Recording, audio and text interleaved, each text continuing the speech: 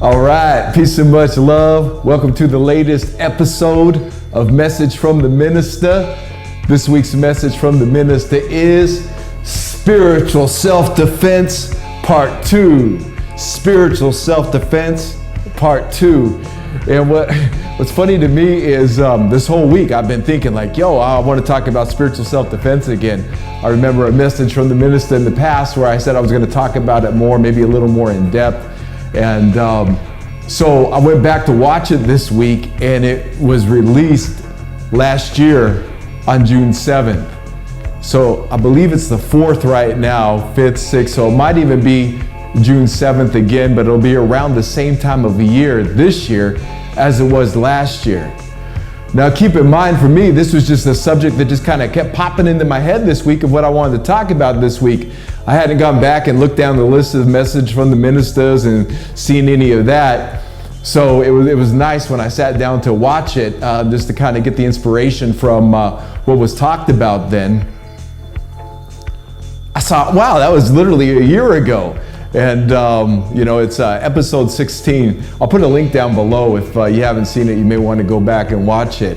I watch them in time and a half, sometimes double time if I want to catch up on a lot of things. When I hear people speak, you'll notice that you can syncopate to somebody talking in time and a half or double time on the YouTube settings or the BitChute settings. But so anyway, I went back and I was listening to it and I was watching my energy on that and just kind of noticing how far Message from the Minister has advanced since then. As far as the look is different, the feel is different, I edit a little different, my energy is way different. I look a little healthier, and I was feeling really healthy back then making that video. So, it's like more health, more love, more awareness, more wealth, more H-Law in our life. For real. Is there a limit? Is there a limited supply of health, love, awareness, and wealth that somebody didn't tell us about? I know nobody told me that, God has a limited supply of health, love, awareness, and wealth. You're only going to get a little bit of it in your life. Nowhere, no how, it's written nowhere. They can't even lie about it. If they lied about it, people will be like, you tripping. So they got to do their little trickery to keep people away from that. But this H-Law, this health, love, awareness, and wealth, this is our natural state of being. This is who and what we are. And it behooves us to say that when we can ignore certain aspects of life, but we can't ignore the consequences of ignoring those certain aspects of life, those ones that affect us on the daily and those ones that are really happening, but a lot of people want to live in denial of it. And one of those things, if not the thing, the subject is, for lack of a better word, spiritual warfare. Spiritual warfare. What do I mean by spiritual warfare? Because, I think, those who grew up in the Western Christian world would think of spiritual warfare, the Archangel Michael with his flaming sword battling the evil forces of Satan and the demons coming up from hell with pitchforks and fire and flames and so on and so forth. And, it's dope, it's superhero dope, right? But I'm not really, that's symbolic. There's a symbology there. I'm not even dissing. I want to move away from that idea of spiritual warfare and get into a little more practical idea of spiritual warfare that we live with in our day-to-day lives, meaning that there are certain forces out there to strengthen our spirit. They are called opposition or oppressors or adversaries. And they're battling us. They're battling our consciousness with constant fear propaganda. Yellow Man, boom, one of the greatest MCs of all time. The dancehall king, King Yellowman, King Yellowman. This album, New York, is a dope album. He's got so many dope albums. For those of you who aren't familiar with his work, go check him out. Look at this album cover, straight hip hop right there. If you don't see hip hop there, I don't know. You see, even though he ain't saying, I'm hip hop back then, but maybe he was, I don't know. But check out his music. But he said on He said in a song, I forget the name of the song, but he said, fear is the chemical weapon that everyone is looking for. And I thought about that because that's spiritual warfare right there, right? Like fear propaganda creates chemical warfare. And you say, wait a minute now. How does fear, fear propaganda, I get it, it's psychological warfare, but how is it chemical warfare? Well, I think if we look at it a little deeper, it's that the poison that's released secreted from the glands, the adrenal glands and the nervous system, it creates these toxins in a human's body, a physical body, when fear is present. Especially jolting fear and uncontrollable fear and this panic fear and, you're going to die tomorrow. There's going to be a war with this, World War III. The nukes are coming. The Democrats are taking over. The Republicans are taking over. Trump is coming back. Biden's going to keep on going. Be afraid. And it's all coming from one single source. One single source in our day-to-day living. We don't go out in the streets and see it. Where does it come from? It comes from the talk box. It comes from the liquid display screen. It comes from the television, the misuse of the television and the misuse of the computer screen. But see, people are getting that fear propaganda in them and are having real reactions to a story that they're hearing. They don't even know if it's true or not. And you do a little research, most of them are lies. If not all of them are coming from the mainstream media. See Wag the Dog. You'll see that's how they do it. That's how they do it. Watch the movie Wag the Dog. They got to tell you how they do it. But see, so people take that fear in and of themselves, and they take that fear on themselves, and then that fear creates a secretion in the body. And then the body starts deteriorating faster, brings on more sickness, more whatever it is because of the stress that's involved. The stomach doesn't digest food right, and it creates parasites, and all kind of things happen. And it's a really serious thing because they know that's what they're doing and they do it on purpose. Oh, no, but Zin, no. Yes, they would do it on purpose. No, they wouldn't, Zin. Who are you kidding, man? Nobody ever did evil in the history of earth. No, nobody ever did evil in the history of earth, Zin. We want to live in little, paradise and always have good feelings all the time. And the law of attraction says that if we ever that people be tripping out with that for a while. Now, I'm saying this because you have to understand really overstand the environment of which we live. And then when we understand the environment of which we live, and meaning we look at it for what it is, we don't even got to judge it. But when we look at it for what it is, then we know what it is that we are defending ourselves from. What attack is coming our way, where our certain shields will go up, where certain maneuvers come into play. John Trudell said, I said this on the last video too. I didn't write down the exact quote, but I'll put it up here. Boom, you can read it on the screen. But he said, something to the effect of, be careful with your spirit because we are in the place where spirits get eaten. And that's real. Even Jesus talks about spiritual death. So the spirit can get eaten. And we see people walking all around. We've experienced it. I know I've experienced it, like my soul getting eaten and my soul getting... And I'm like, yo, man, for real, man. A lot of that had to do with avoidance and not giving power to, but avoidance of what's really going on in our day-to-day life. Now, most people watching this aren't succumbed to the media, aren't succumbed to the fear of the media. However, there are those in our lives that are, and we should be aware that they are, and they're in the morphogenetic field, and they're walking around dropping little thought patterns and energetic patterns that people are walking right into on the daily, including us, going to Costco. We could have ourselves like this, right? Boom. Yo, man, what up? What up? I got no fear. I don't watch no television. I know what's going on in the world. I'm aware of all of that, but I don't let none of it affect me. Okay?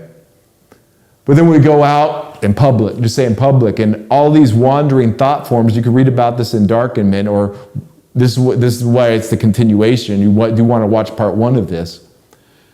is that these wandering thought forms, these myths that we walk into, which can be somebody else's fear, somebody else's lust, somebody else's doubt, somebody else's negativity. We can walk right into that cloud mist, and all of a sudden it starts affecting us, okay? So while we might not be affected by the television, the people out in the general public can be affected by the television. And there's nothing for us to fear. We walk protected everywhere we go. Do you know how protected you really are? And this protection can come from, well, it always comes from God first. It can come from healthy blood flow, healthy movement creates an energetic field around itself of positive ions. And those positive ions automatically can start transmuting negative energies into them. The way our blood flows and the magnetism of our body, like the electromagnetic energy and the way our body is like magnetized to certain things in certain ways, you know? Even what we would call, well, you know, chi, prana, all these words, it's really just words for the same energy. It's the spiritual energy of the body. So we've got this blood moving. So it's important to get into the physical health, which we'll talk about more later. But keep this in mind. The physical body, the blood moving, the strength of the blood, the iron content of the blood, the magnesium that the blood's carrying through. What trace minerals is the blood carrying throughout the body and the brain? And how fluid is it? Is the blood able to move freely as the heart's pumping?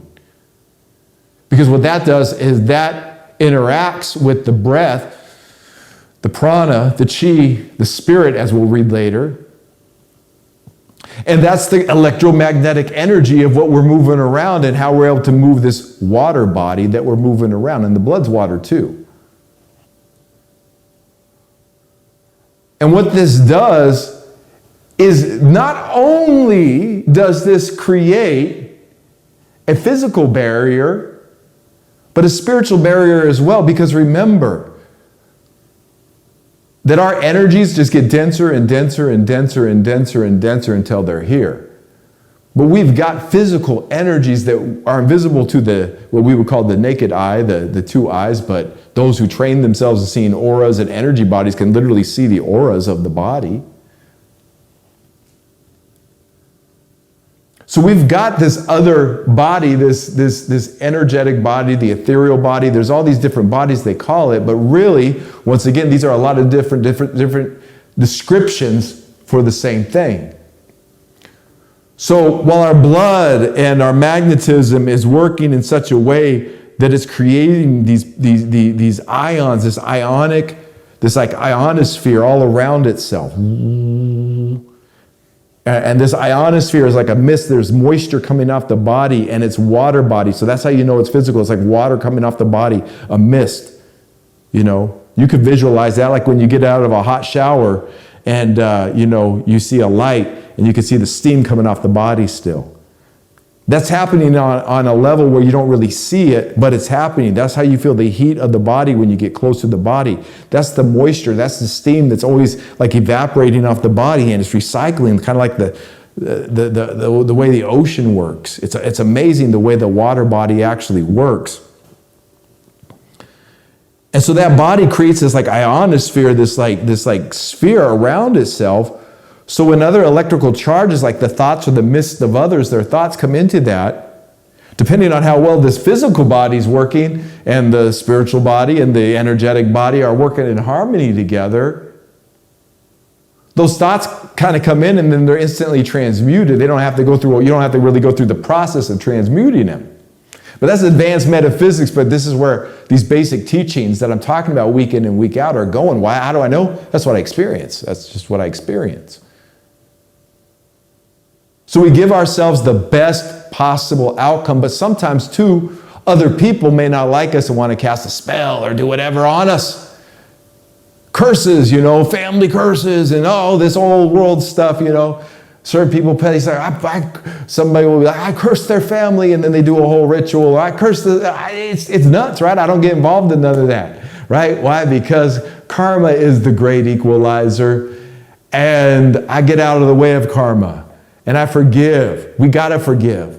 When we truly forgive of our heart anyone who's tried to hurt us, meaning that we have no ill intention towards them, we have no idea or thought or feelings of want of revenge, when we just get out of the way of that and say, yo, I forgive you. I know you harmed me or you tried to harm me, but I forgive you. I forgive you for myself. I forgive you for God. And I forgive you for the betterment of all of humanity. The interesting thing is justice will come. Justice will come. That's that karma. And that's another way that we're spiritually protected.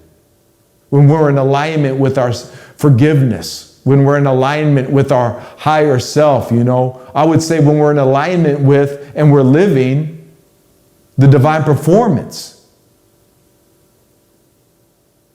And then also, we have help from other people in our lives. Our tribe, our temple. There's a group of people, our family, our friends, our loved ones, even our children. Our parents. We have assistance even when we're being spiritually attacked from other people. They help us too. And then we have ancestors and angelic beings and guides and all of these other helpful beings out there, right? So when you really think about it, when you really look at it, we got a lot of help. And we just got to tap into that help. But, they say God helps those who help themselves, and that's true. But God also helps those who can't help themselves. But you can only, when you can't help yourself and God helps you, God's restoring your ability to be able to help yourself and help others. Okay? So if God rescues you, when God saves us, we got to be like, yo, thank you, God, for this miracle. How can I be of assistance? I don't want to have you keep saving me over and over again from the same trap. I need to mature and grow. That's where I want to be in life. And this is all spiritual self-defense. Why? Because it's the empowerment of the spirit being over the ways of the world, over the temptations, the traps, the obstacles of the world. And remember, you came here to be a part of the temptations, the traps, the disappointments, the ugliness of the world. That's what this place is about. That's what this is about. We could not know who we are unless we had a direct reflection of seeing who and what we are obviously not. Because I can look around the world, I know a lot of us can look around at the world and say, yeah, they're bugging. I have nothing to do with that. That is not who I am or what I am.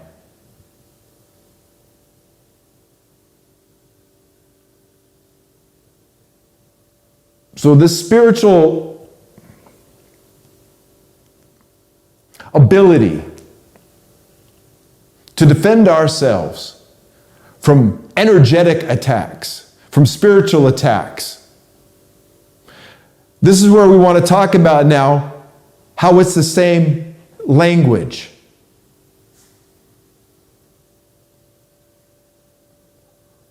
What is the difference between spirit and energy?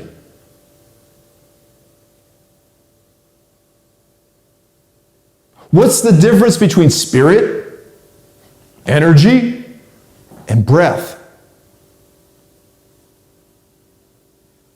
Now we can, I'm breathing. That's my breath, until we realize that, if I lose my breath, I lose consciousness. So my consciousness is my breath. But consciousness is spirit. And the original, as we'll see in a little bit, the original word for spirit is breath. And what is energy but the animated essence of the body? And what is the animated essence? It's the spirit. Word anime, anima, the feminine, anima, animas. It's anime and animas is the masculine. And M-A-U-S. Anime and animas. That's the spirit of the being. So breath, spirit, and energy, the animating, the energy that's moving through the body is what causes us to be animated, which is the breath, which is the spirit. It's all the same thing. I was thinking about that while I was like, there's a story in the Old Testament, in the book of Genesis, about the Tower of Babel. And mankind was building this Tower of Babel, and he was going to build it to the stars and become like the gods. And the gods said, and this is the Bible, we got to stop this. He can't be like us. Kind of go back. And so God scattered mankind and confounded their language. And I thought, that's interesting. It's interesting because one of the ways that, flip over to the modern days, one of the ways that the Babylon system confounds our language is by giving us multiple words that all mean the same thing. So we study breath and we think, what is breath? What does it mean to breathe? And then their science says, it's just your body needs oxygen for the cells to regenerate. And so you breathe in oxygen, which comes from trees, which is, and oxygen is a base, element. And so you'll breathe in this oxygen, and it's very mechanical, like the universe is some kind of mechanical thing. And that's what breath is. But then when we just look at it metaphysically, like, if I lose my breath, I lose consciousness, therefore my breath is consciousness. Okay. And then we start talking about energy. Energy is this and this. I'm low on energy, I'm up on energy. No, I'm low on spirit. My spirits are high, my spirits are low. And we see energy and spirit as the same thing, because if we lose the breath, which is consciousness, which is spirit, the body has no energy. It just stops moving. It has no more energy. It just starts, it's gone. The life itself is out of the body. And what's really interesting is the eternal nature of this physical body just starts breaking down and becoming something else. Most of it just becomes moisture and water back into the air. The water codes go back in the air. That's why it's wise to have a good water-coated body, because when we return back to the essence of spirit, you follow? You see? So they want to confound us with their language. They want to confound us and say, there's breath, and then there's spirit, and then there's soul, and then there's the be animated, and then there's energy, and then there's chi, and then there's prana, and then there's all these different things, all these different definitions, but they all mean the same thing. It's kind of like one I like to use a lot: body, mind, and soul. Body, mind, and spirit. Body, mind, and soul, though. We'll say body, mind, and soul. And you ask, what is the difference between the soul and the spiritual heart? Is there any difference between what we call soul and what we call spiritual heart? Now, a warm soul and a warm heart, what's the difference? I mean, are we using a lot of languages, a lot of different words, because it makes it seem like there's more things, and there's just really just a few things that we really need to know about? So we've got this animating spirit coming in, and we say body, mind, and soul. And where does the body end, the mind begin, and the soul end? Like where is the separation between these things? Where?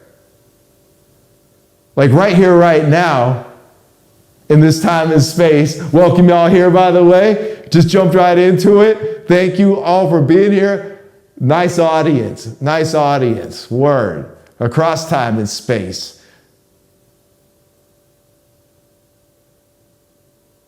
What are we really made of? Like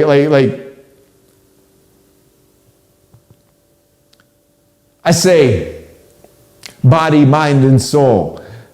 And where does one end and one begin? Because I'll tell you, it's very interesting, and this is something to really think about, especially when we're talking about spiritual self-defense.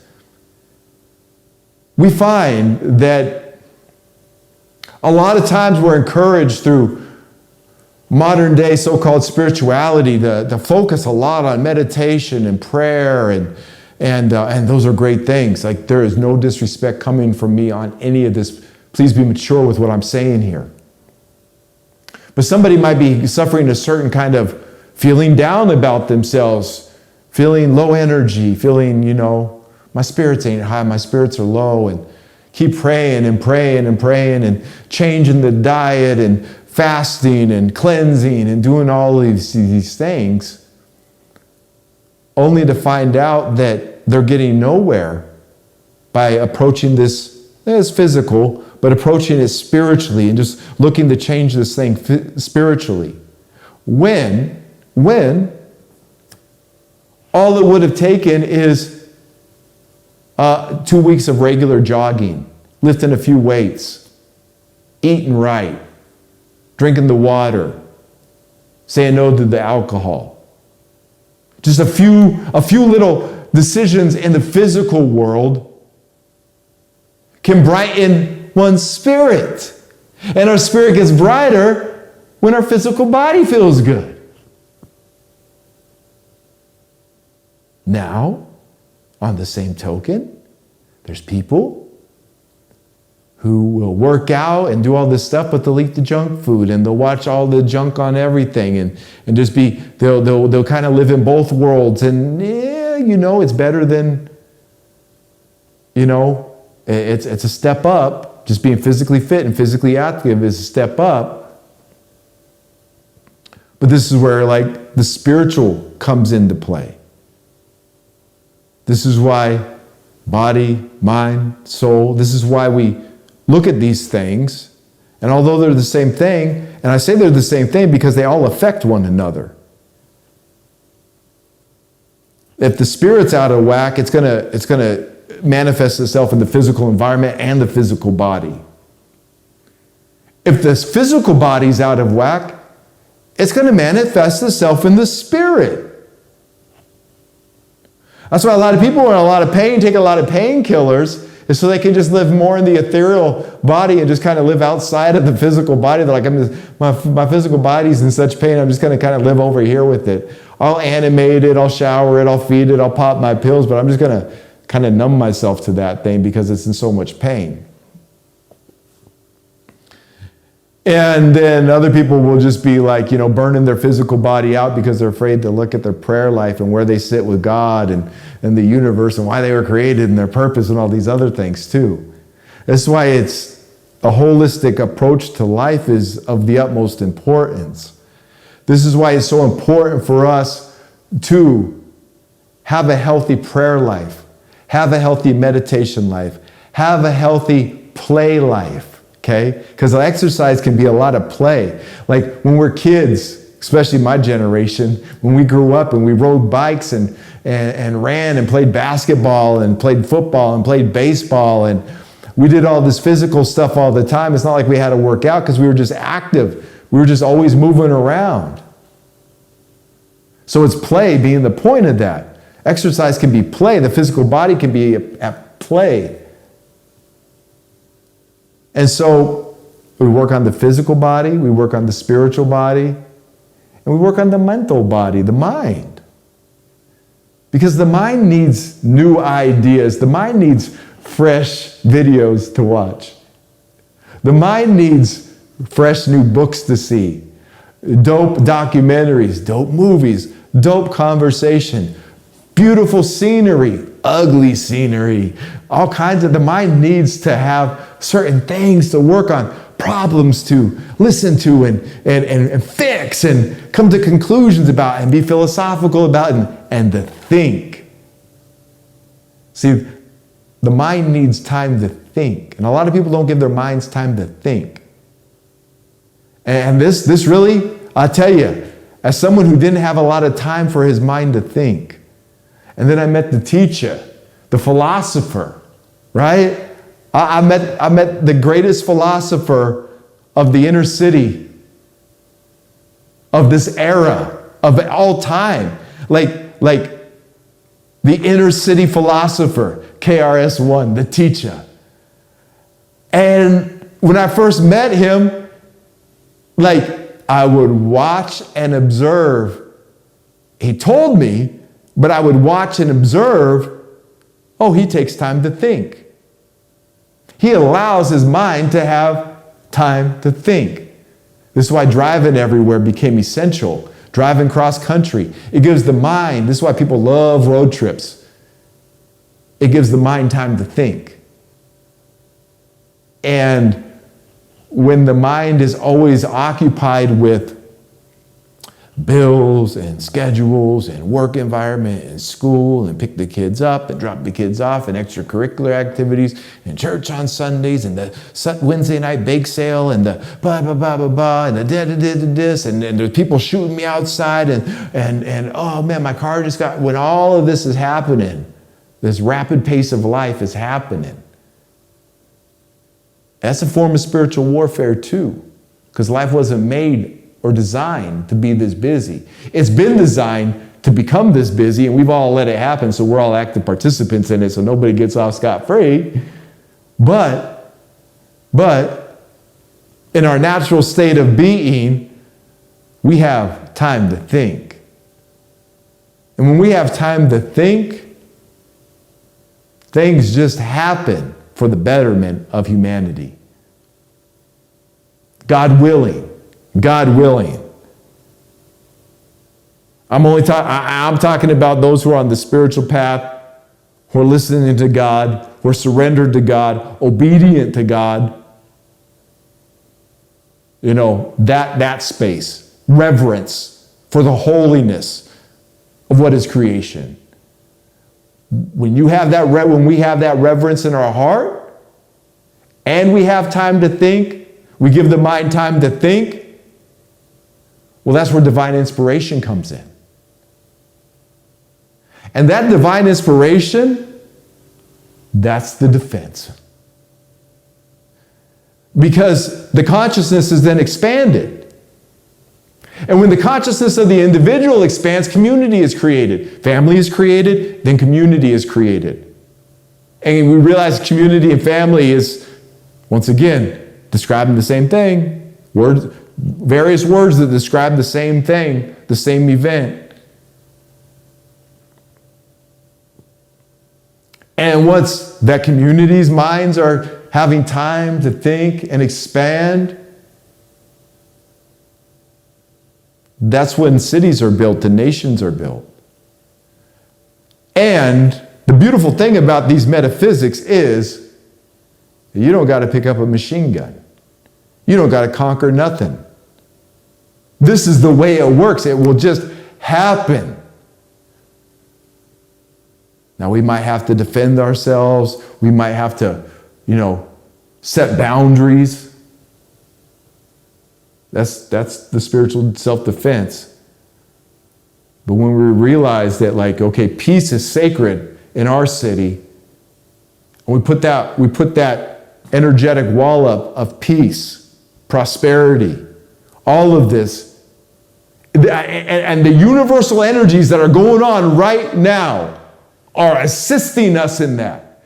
That's why they're using all these little, 5G frequencies and stuff, because they know this time is here and their time is up. Like the devil knows his day is over. And he's going to take, as Minister Farrakhan said in 2020, that the devil knows his days are over. He's going down and he's trying to take as many of y'all with him as he can. Yo, Farrakhan laid it out. He told the truth of what that was. The devil's going down and wants to take as many of y'all as he can with him. But a wholly integrated people have an omnipresent power. Can build itself up through consciousness, through giving the mind time to think, through prayer, through eating right, through certain exercises, being mindful of what one puts one's mind to and what one puts one's time to, and then being very mindful too of the words that we speak out of our mouth. And remember,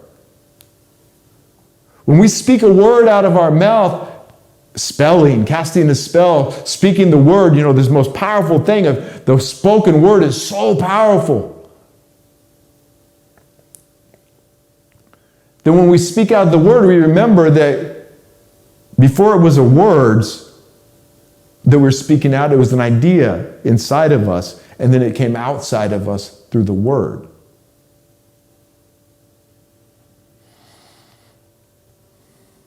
But here's how the engineering works of the metaphysics of that.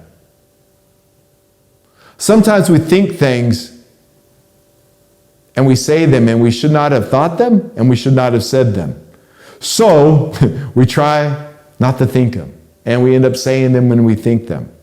Okay? But I've realized over time is that when bad ideas come into the mind, into the thought, don't speak them. When depression, anger, hurt, you can speak healing of them, but hateful words towards somebody, okay? Get ugly with it. Hateful words towards somebody. And the mind is so angry at this person, but every time I speak hateful words, it makes me feel ill, it makes them feel ill, and it's really not good to do. So the next time the hateful word comes in, I'm not going to say it. Even if I think it, I'm not going to say it. Because by not saying it, I'm not damaging my spiritual vibration. I'm not my body. It's not they coming out of the mouth and vibrating the body. And it's not hitting their body. It's not hitting the morphogenetic field. And you know what? That was good. I had a bad thought. I really wanted to give them a piece of my mind. I wanted to let them know I was so angry with them and I wanted to tell them off. But I didn't. Took a deep breath. Brought some more spirit into myself, some more consciousness into myself, some more energy into myself through my breath, because it's all the same thing. Breathe myself in, breathe my spirit in, exhaled. Now, a little chemical reaction just happened in the brain, and that thought doesn't have much power the next time it comes. And the next time that thought comes, it's because it doesn't have enough power. It's a little easier for me to hold back from saying something I'm going to regret later. I'm not talking about not speaking the truth here. I'm talking about saying things that are ugly that we regret. And so it comes again, say this to them, say this to it, and we don't say it. And this whole charge creates a chemical reaction here, and it stops charging itself and stops magnetically attracting how that works with the thoughts in the water. Till eventually, the thought just goes away. The thought just goes away because it's not spoken out and spoken out and spoken out. But to get really savvy with it, don't speak it out. And then when you feel it later on in meditation, affirmation, and prayer, pray over it. Send it love. Send it healing. Be willing to forgive. Divine performance time. This is all spiritual self-defense that we're talking about here. It's a holistic approach to this. And it's like self-defense with, say, martial arts. Bruce Lee. Always got Bruce Lee with us here in spirit. Okay, so as I talked about in the last one of these, we'll bring this up again. The Tao Jeet Kune Do. Tao being the way. Jeet Kune Do mean the intercepting fist. So the Tao of Jeet Kune Do is the way of the intercepting fist. Okay? Pop! And so what that means is Bruce Lee's philosophy is, his self-defense is, when an attack's coming, it's intercepted with the fist, okay? It's not parried, blocked, moved around. It's just the attack coming, psha, I intercept the attack with my fist. That's some brilliant physics. Fistics. So, how did he get to that place, though, of the intercepting fist? Well, training his body, training the movement of his body, hours in the dojo, hours working on his craft, training with other styles of martial artists, training with Muhammad Ali on boxing, training jiu-jitsu, training with Chuck Norris with kicks and karate. So Bruce Lee is forever learning and forever learning his ability of self-defense. Learning what works for him and what doesn't work for him. That's part of the Tao Jeet Kune Do too, is, only use that which works for your body style, which works for how your body works and how your body mechanics work. A 5'3" dude throws different punch angles than a 6'6" dude does. Okay? Not one is better, because 5'3", if he knows what he's doing, can take out 6'6". 6'6", if he knows what he's doing, can take out 5'3", so on and so forth. But at high levels of martial arts, nobody fights each other. And this is where the spiritual self-defense gets in, because we're not aggressors here. Self-defense is not violence. We don't go looking for a fight. We don't pick fights. That's bullying. That's low-level things. But we should be able to defend ourselves. And have a strong spiritual self-defense. I really like the Bruce Lee idea of way of the intercepting fist, Bah! My fist just intercepts the attack that's coming. So my force fields, my force shields, like if an energetic attack's coming to me, boom, transmuted instantly. The fist is like that mist. The fist is the mist that's coming off the body. The mist is the fist, And that mist that's coming off that body, those ions, creating that dense, energetic, powerful structure of ions coming off the body. So when that negative energy comes in, it's intercepted. The mist intercepts it. The way of the intercepting mist. What? Way of the intercepting mist. That's spiritual. That's spiritual self-defense. Way of the intercepting mist. My mist just protects me. It's my fist. Pop. The water body, the moisture that's coming off me, that's encoded with powerful, energetic, transmuting, healing, health, love, awareness, and wealth. Those vibrational codes and frequencies. Ooh. Don't that feel good? Don't that feel right? Don't that feel empowering? Don't that feel like something you want more and more and more and more of? Because it's an inexhaustible supply. This is what God's given us. This is who God is. We can live in denial and think we're weak because the world told us we're weak, or we can be empowered because God created us to be empowered. God doesn't try and be God. God is. God doesn't have to work on becoming God. God is. We are. I am. Hip-hop, intelligent movement. Intelligent movement? What? My mist is intelligent movement. It's moving off my body with some intelligence now. It's intercepting anything that would bring me harm and transmuting it into health, love, awareness, and wealth. And I'm just going to vibrate that out to my environment and be it. And be it.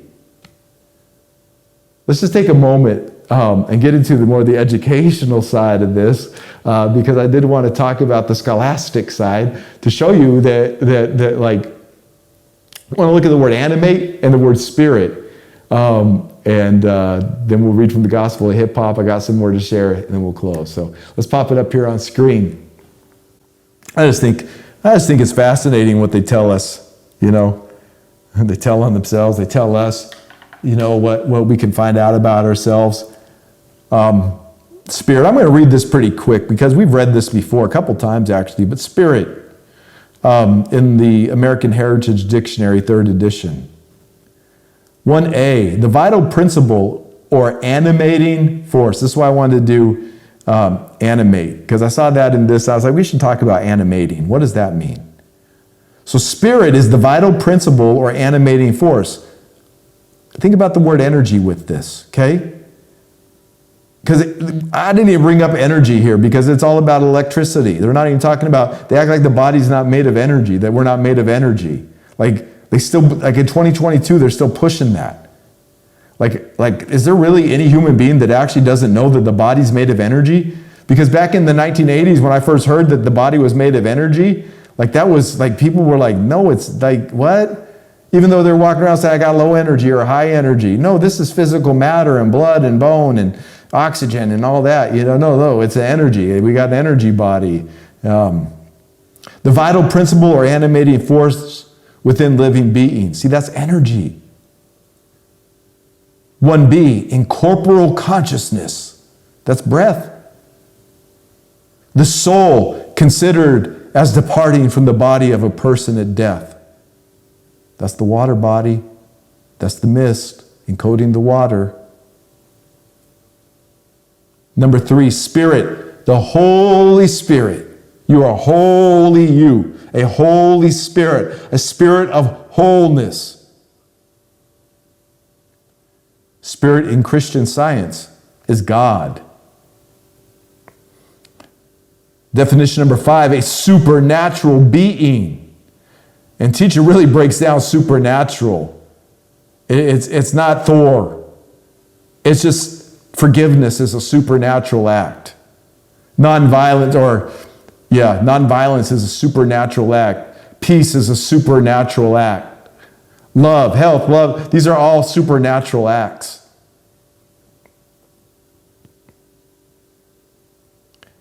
An angel or a demon.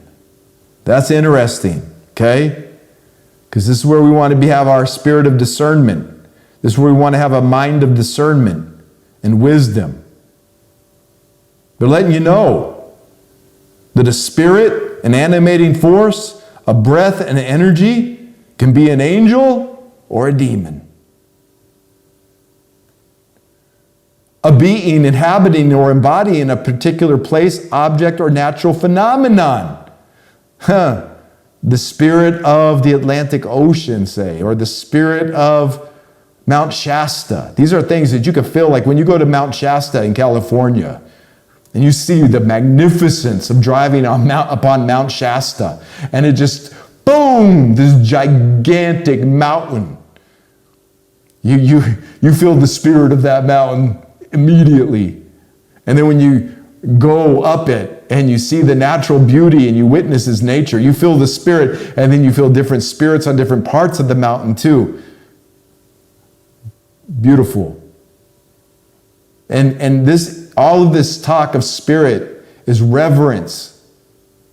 We need to be in reverence to where we actually are. This isn't the video game. They keep wanting to say we live in this like virtual reality projection, like it's some kind of video game or metaverse. No, we live in the true metaverse. We live in the true universe, the true one verse, the true voice of God. There's nothing lifeless about this. This is the greatest miracle of all of creation. We should live this in reverence to who and what we are in the Spirit, to the very breath that's inhabiting us right now. Reverence.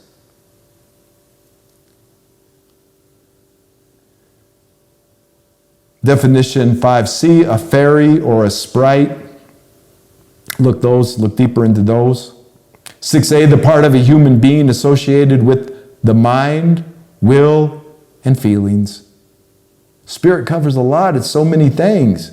So when we're talking about the part of a human being associated with the mind, will, and feelings, like what part of the human being doesn't feel? Every part of a human being is feeling. Every part of the human being is mind. The mind is working all kinds of wonderful things. Therefore, we are all spirit. The essential nature of a person or group. The essential nature of a person or group. What is the spirit of hip-hop? What is the spirit of hip-hoppers? What is the essential nature of us as hip-hoppers? Definition number 7, a person is characterized by a stated quality. He has a proud spirit. Definition 8A, an inclination or a tendency of a specified kind. His actions show a generous spirit. Our hip and hop is spirit. Look at this. That's intelligent movement. A generous spirit is intelligent movement. Trust and believe. Definition 8B, a causative, activating, or essential principle. So the principles of the hip-hop declaration of peace, are literally spirits, the spirit of the hip-hop Declaration of Peace. Definition number 9, spirits, a mood or an emotional state. I mean, willpower, tendencies, people, groups, nature, feelings, the mind, fairies, angels, demons, God, persons, consciousness, soul, animating force, living beings are all spirit? What isn't spirit then? That literally covers everything is spirit. Everything is spirit. Okay? They're just going on. A particular mood or emotional state characterized by vigor and animation. Yep. Strong loyalty or dedication. Yep. The predominant mood of an occasion or a period. Yep. The actual, though unstated sense or significance of something. Yep. An alcohol solution of an essential or volatile substance. They say when you drink alcohol, you can, they call it spirits because it opens somebody up to spirits. To carry off mysteriously or secretly. The document had been spirited away. To impart courage, animation, or determination to inspirit. To inspire. To impart courage, animation, or determination. Spirit is everything. Middle English from Old French, esprit. From Latin, spiritus, breath. From spiradar, to breathe. Okay? So spirit means breath. It's the same word. Animate. Animated, animating, animates. To give life to fill with life. God animated the mud and created us with the breath of life.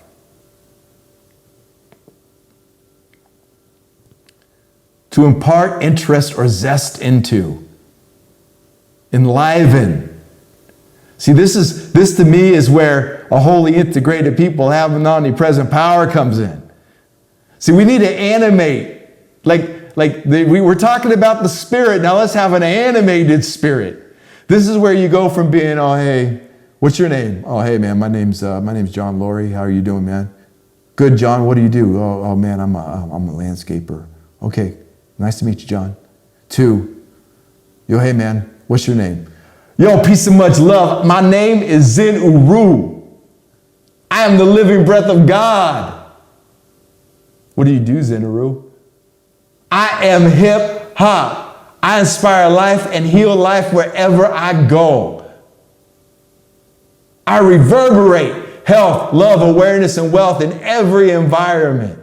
I uplift my people. I help speak a new nation into existence. See, that's the animated zest for life right there. To impart interest or zest, to enliven. Definition number 3, to fill with spirit, courage, or resolution. Encourage. Wow, to animate something is to encourage it. Let's encourage one another, my nobility. To inspire to action, to prompt. Oh, let's get animated with what we read, with what we eat. To inspire to action, a good diet will inspire you to action. A good diet will also, check number 5, to impart motion or activity to. Exercise, my G. Definition number 6, to make, design, or produce so as to create the illusion of motion. They're using cartoon as an example. And what's wonderful is even a still picture can have animated movement. Graffiti art is very animated, even though it's moving. That's all I can say. It's an animated movement. That's why I love graffiti art. You hear a lot about sacred geometry, but to me the most sacred geometry is graffiti art. And the balance and the movement created through it. High-level graffiti art.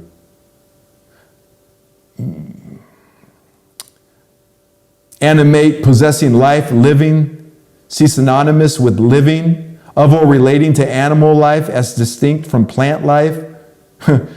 This and the plants. Plants are so animated. You colonizer definition. Belonging to the class of nouns that stand for living things. The word dog is animate. The word car is inanimate. Oh, yeah. So we see inanimate would be like a computer. But even these molecules are moving around. Even these molecules are animated that create that computer. The animated essence, the zest for life of the spirit, because the spirit can be a demon or an angel. So it's a choice. It's a choice. You can eat energized food that's demonic food, or you can eat energized food that's angelic food, or holy food, or nutritious food, or life-giving food, or, But the effects of the energy can be so-called demonic, negative, or so-called positive, angelic. And I'm just using these words because they're in our common language. We don't even get into the racial implications of the word angel. We'll go into the metaphysical and that the angels are our ancestors. We could just say ancestors, and we can be really wise, because is every ancestor there who's transcended there to bring harm? To bring peace and love? Or are there ancestors who have a grudge against certain families? We got to get out of the colonized thinking once again. We got to get out of the colonized thinking. So when we invite spirits into our lives, we should be mindful of what spirits we invite into our lives and how much power we give them over us. Okay? The real spirits, the real ancestors, courage. Courage is one of the greatest ancestors. I have courage. I have confidence. Oh, that's a great ancestor. Faith. And then the faith or the confidence that is the ancient ancestor, that is confidence in self, will have moved through all of our lineage ancestors, and the idea of hip-hop ancestors, that faith will have moved through so many of them to arrive at us. So this is where our principled, disciplined life comes in. Because this is where the real spiritual self-defense is. These are the principled, disciplined life of training each day. Like we were saying with Bruce Lee, learning each day, practicing the techniques that work over and over. Like he said, I don't fear the man who's practiced 10,000 kicks one time. I fear the man who's practiced one kick 10,000 times. So it's important that while we're researching and studying and coming across new ideas, that we don't forget about the things that work to keep us healthy, those things that work to keep us vibrant, to keep us animated, to keep our spirit healthy, loving, aware, and wealthy, to keep us hip-hop, to keep us hip to our hop. We don't want to give up on those things that do that. So when we discover them, have the discipline to keep working on those things. That's where the spiritual strength comes in, the discipline, the day-to-day. I know that going for a walk not only helps my legs and my blood and my magnetic field, it helps my mind.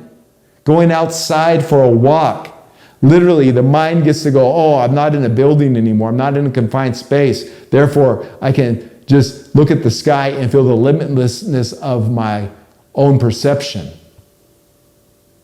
That's why walking is important. This is why exercise is important. Because it's moving the blood, it's moving the body, it's strengthening the body, and the spirit feels good about itself. Because why? The spirit is the one is what's inspiring the body to want to lift weights or to do the exercise that it knows that it needs to do. And we can't be in denial of any one aspect of ourselves. This is where the wholeness approach comes in. And we're going to read from the Gospel of Hip Hop to close with. And what I want to close with is that when you walk a spiritual life, life becomes more precious. You care more. We have a larger capacity to care more. And as we open up our heart, we expand our hearts, and we start caring more, we start becoming more animated, more energized. It's going to affect the matrix, the morphogenetic field, and it's going to affect it in a positive way. But it's going to affect it in a way that strengthens us. It's going to strengthen us. So that's how it works. So as we're making these choices, as we're making these decisions in our life, people might say to you, why are you taking this so serious now? Why are you being so serious all the time? And I went through that where I wasn't just feeling like, I realized that like, I really need to, like what's happening in my life right now, I really need to get focused. I really need to just get at my altar and pray before God and just be with God at this moment. I need this. And, the older friends would be like, oh, you're so serious all the time. And I had to be serious at that time. And I'm serious now. There's just more laughter and more joy with it because you start growing and you start achieving and you start becoming who you are. But there's a discipline to this laughter. There's a discipline to this joy. Because I don't forget what this is capable of happening to people here on earth. I don't forget that this is a place where spirits get eaten, where the animating breath of essence of people gets eaten. And while I have strong spiritual self-defense mechanisms now, I didn't always have that. And part of my job as a minister is to help others with that. That's why I'm talking about this week. Because I got reached out to a lot this last 2 weeks, really. A lot. And I was just noticing a common theme from everyone who was reaching out to me. And so I started formulating this message from the Minista. I'm really speaking a lot more from Spirit tonight than I had planned. I got a lot of notes, but Spirit's just animating. So I wanted to talk specifically about as you're growing on the hip hop path, as you're growing in your spiritual self, as you've now traveled and you're getting more light, that this is the best time to be disciplined. The same discipline that got you there is going to carry you forward. The same discipline that got you here, where we are right now, is going to be the same discipline that moves us forward. This isn't the time to get loose. This is the time to get tighter. This isn't the time to get lazy. This is the time to get sharper. This is the time to be Bruce Lee. Okay? And so what I'm going to read tonight from track 4, the last few pages of Endarkenment. And those of you who followed Message from the Minista, this might be the only second time I've read from Endarkenment. Because it's more for those who've read the gospel of hip hop. And this video is public, but most people who know me, have been reading the gospel of hip hop with the teacher on Sunday's calls. So you already know what we're talking about here, but somebody might stumble across this video, and I'll just put a disclaimer out there. These are advanced metaphysics. You will learn something, you'll pick something up, but the advice is to read the whole gospel of hip hop and study that. If the YouTube videos where the teacher's reading the gospel of hip hop, read that along with them. Study it. Don't just jump right into this part of Endarkenment here. But there's nothing to be afraid of. You'll see what's for you. But as a serious lesson, as a serious closing to this lesson or this message tonight, I just wanted to read from some really advanced metaphysics in the gospel of hip hop, specifically Endarkenment. And once again, this is building off of part 1 of this series. How many more parts, I don't know, but we're on part 2 right now, and part 2 is built off of part 1, spiritual self-defense. I said on that video I could talk for a good 8 hours easy on this, and this will be 2 hours of that, so maybe it's going to be a 4-parter, I don't know, 5-parter, I don't know, 8-parter, I don't know. But as part 2 goes, it's building off of the Endarkenment lesson from part 1, okay? which gets a little more of the surface level of what we're talking about. Well, we did talk about that earlier with our spiritual self-defense is our defense against the attacks coming at us, the lusts that are going to try and get us to keep us off of our path or off of our purpose, the distractions that will do, the fears, the whatever it is that's going to try and keep us off of our path and our purpose with God is there to strengthen us, and we learn that, but also the strength is the defense. Once we're strengthened, we have the self-defense. We have the spiritual defense abilities to defend ourselves. Let's put it up here. Gospel of Hip Hop, Endarkenment. Gospel of Hip Hop written by the teacher, KRS-One, been presented to the Temple of Hip Hop. I am a recognized spiritual and intellectual contributor, Zin Uru, of the Gospel of Hip Hop. And if you're reading along, you can go to page 380 in your Gospel of Hip Hop, and this is the 8th overstanding, Endarkenment. And this is track 4 of Endarkenment. We're going to start on paragraph 120.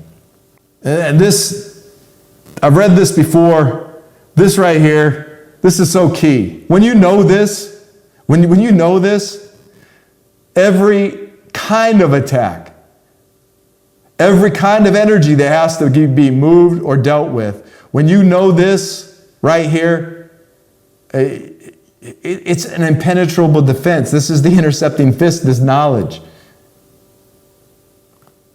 Again, you will know when you are blessed, when there are oppositions, fears, and or other challenges in the way of achieving your goal or purpose. They are there for you to overcome and learn from. Most opportunity is found in difficulty. Most of the greatest discoveries are found in the darkest of life circumstances.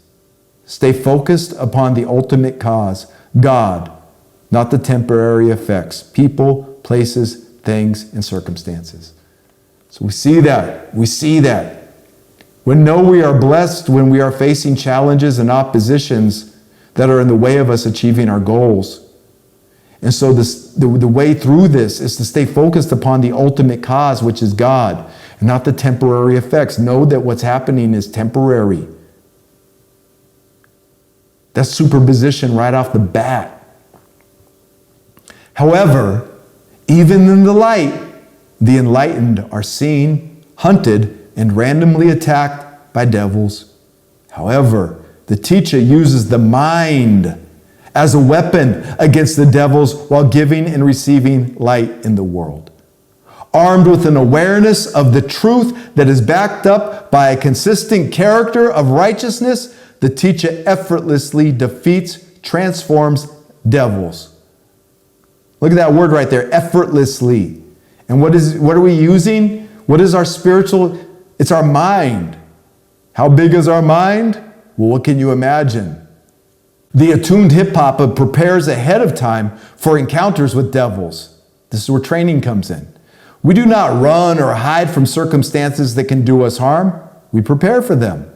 Attuned hip-hoppers are never afraid to display their skills and talents in battle. We are already victorious. Say that right now. I am already victorious. I am already victorious. One more time. I am already victorious. The endarkened are not seen by devils because their existence does not always require the light, the help, the assistance, security of their God. They, the endarkened, have learned to walk in the dark with God without the use of their intellectual abilities. After we attain enlightenment, having realized ourselves as spirit beings, we no longer need the crutch or assistance of a sign, a plan, etc. to guide our intellect and natural senses. At this stage, we walk with or trust our God when we are intellectually blind. We no longer need to receive or illuminate light in order to see our way in the world. We are no longer afraid of the dark. We are no longer distant from our God. There is nothing to give and nothing to receive in the oneness of our God. We need not ask God for anything when we realize that everything is already available. Here we pray not for God's light to come to us. Here we simply exist as the light in the darkness. We are no longer afraid of the dark. We are light. For enlightenment is like a light bulb being turned on in a dark room just long enough for you to get a glimpse of what is in the room. Then the light bulb is turned off again. Having been enlightened helps you to see some of the furniture and items of your room, your environment. Enlightenment also shows you where the windows and doors are in your room, your environment. It literally shows you where life's exits and entrances are.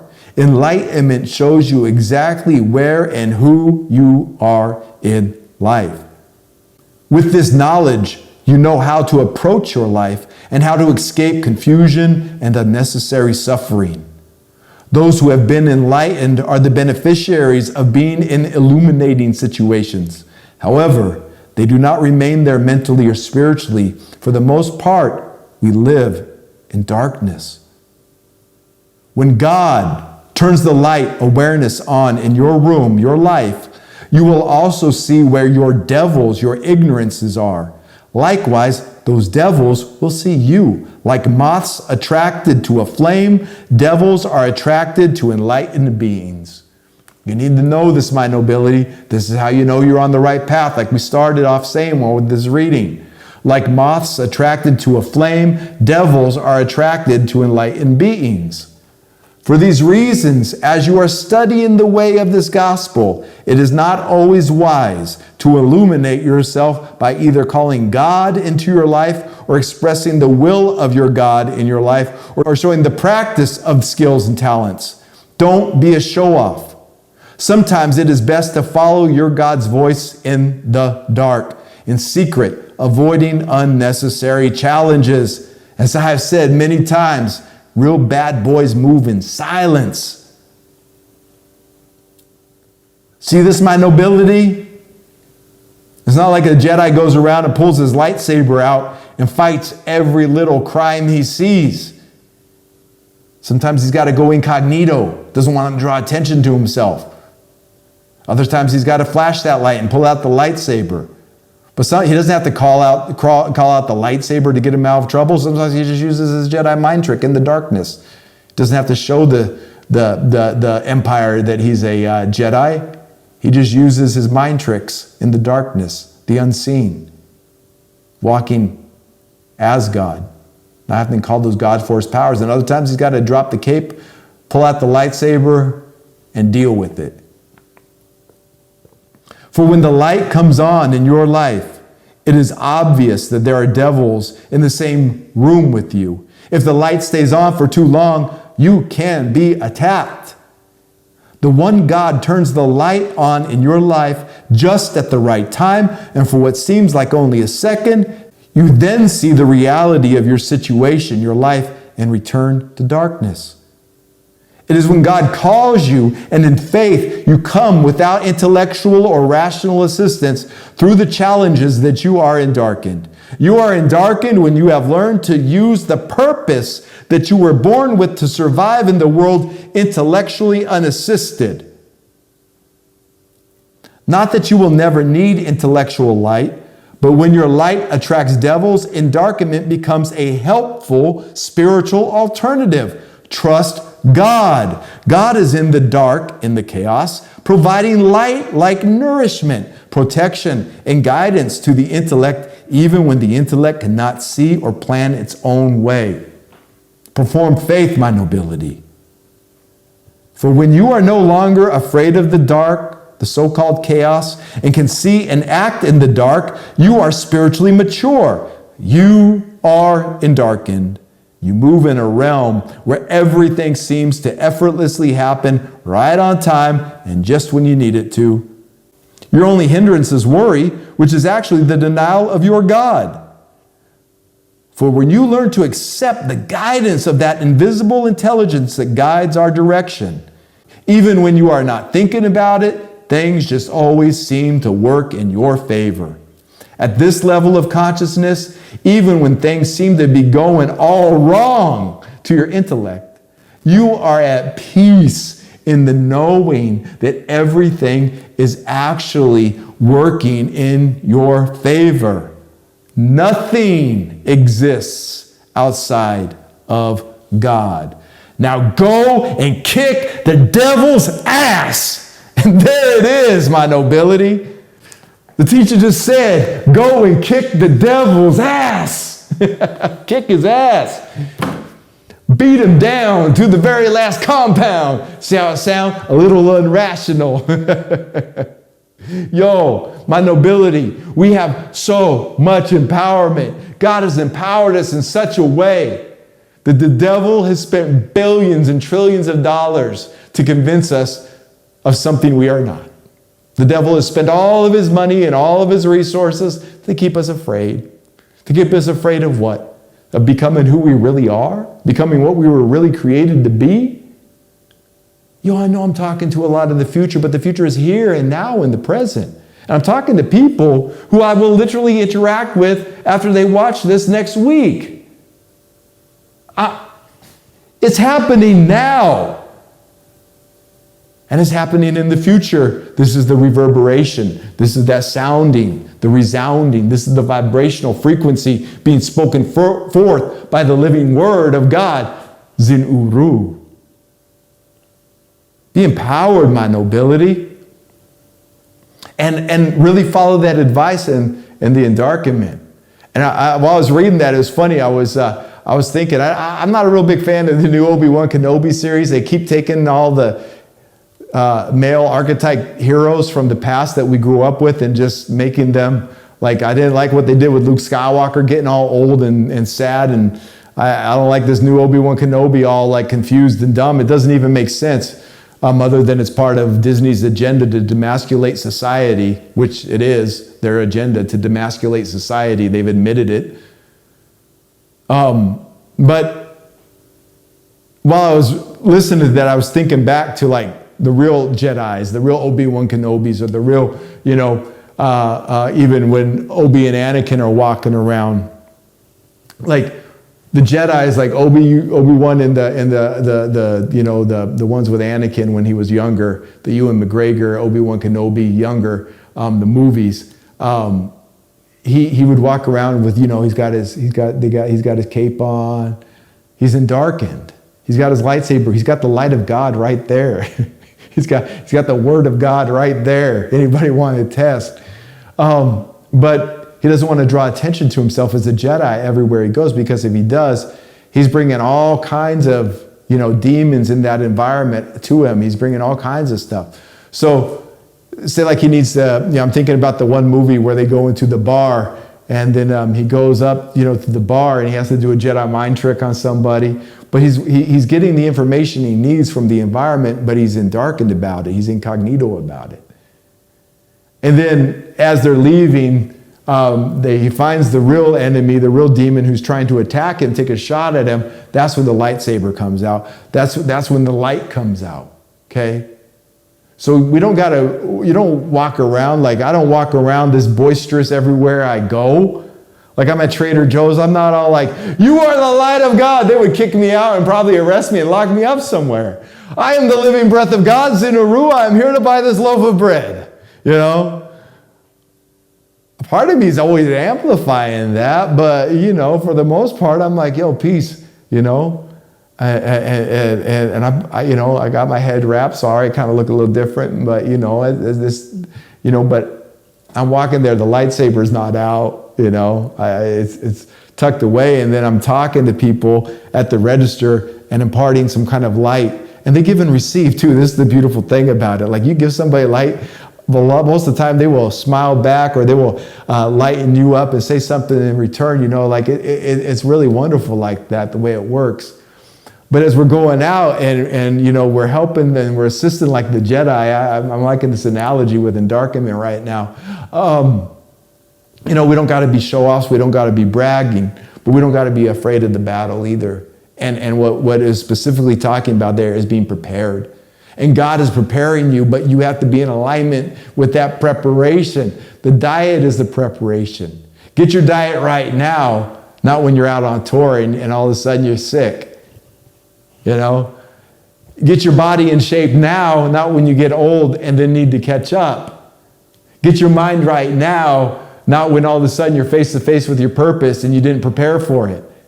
And now it just passes you by, or you miss the opportunity entirely, and then you got to go back and restart over again. That's get ready now. Now is the time, and we are the people, hip hop. Now is the time. Training now. Work on the body, mind, and soul now. This is the spiritual self-defenses. Work on the divine performance now. Get hip to your hop now. Work on your rhymes now. That's what we'll close on, right? Because remember, I said this on the last one too, but like the teacher told me, he's like, Zin, you can use any of hip-hop's elements to combat demonic oppression, to overcome demonic oppression and demonic attack. And it took me a while to really, I knew when he said it, I was like, yeah, that's the truth. Ain't that the truth? But then as I realized, and I say this almost every week, but I talk about MCing and rapping, but it's like, it's just like, it's been the constant in my life since 2005, through all of the transitions, all of the different places I've traveled, different techniques I've learned, different emotions, different people in and out, the battles, the victories, the defeats, the setbacks, all of that, the darkness, the light, all of that. The one constant, well, besides God and me, has been the hip hop. And what is that hip hop? It's been ministry, MCing. It's been MCing. Writing my rhymes, spitting my rhymes, recording my rhymes, performing my rhymes, performing my spirit, really my word, my living word out. It did. It warded off all kind of evil.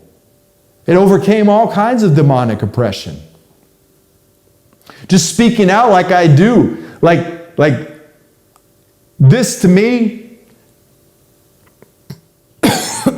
See, it wants to come out now. This to me is the greatest gift of being an MC, is the transmutation of energy. Like this inner energy can feel off. And then just speaking it out. And not even talking about the energy, but just speaking out health, love, awareness, and wealth. It just transforms this inner energy. And the whole being is vibrating with it. You can see at the beginning when I'm talking to the end when I'm talking. Look at the energy difference. And that energy was on point when I started this. I was feeling good. But I wanted to move a little energy down around in the abdomen, so I come and start speaking it out, and it's moved around now. And it's like that every week because I've got a lot of thought energy put down into that abdomen. I've been thinking a lot about what I want to say. I'm like loading up the ammunition, the guns, I'm loading up that energy into the abdomen so when I'm ready, I can speak it forward. So it's good to speak your ideas. It's good to speak your heart. Find a good friend or find a group of people or find a way to express your heart and transmute those ideas into the living word. They got to go from the realm of ideas into spoken word and confidence in the spoken word too. Okay? Put that confidence in that spoken word, and that confidence comes with faith. And that faith and that confidence comes with practice.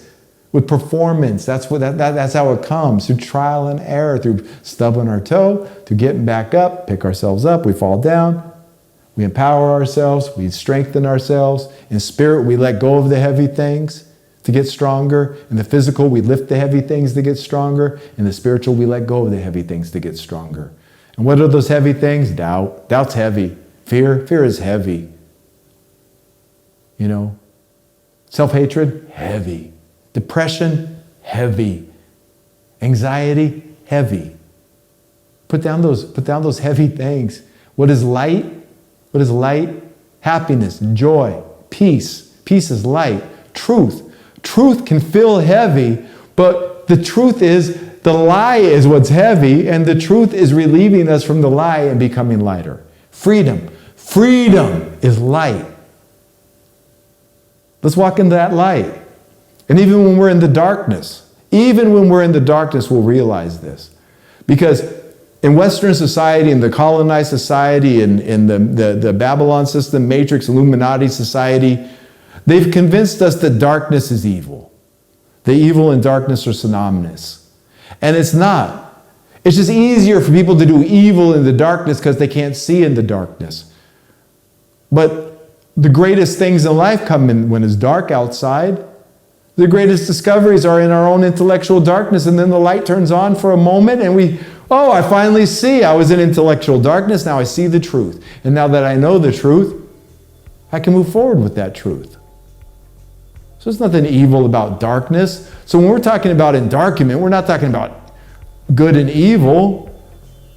We're talking about what the real nature of darkness is, And just because people can hide evil in the darkness doesn't make the darkness evil. Because people can hide beauty and light in the darkness, it's just not seen. Passionate lovers, you know what this is. When two people really love each other, the most intimate time in the darkness of the bedroom with the doors closed. Like, what's more intimate than that? What's more loving and beautiful than that? What's created in those spaces? That intimate space, So darkness isn't evil.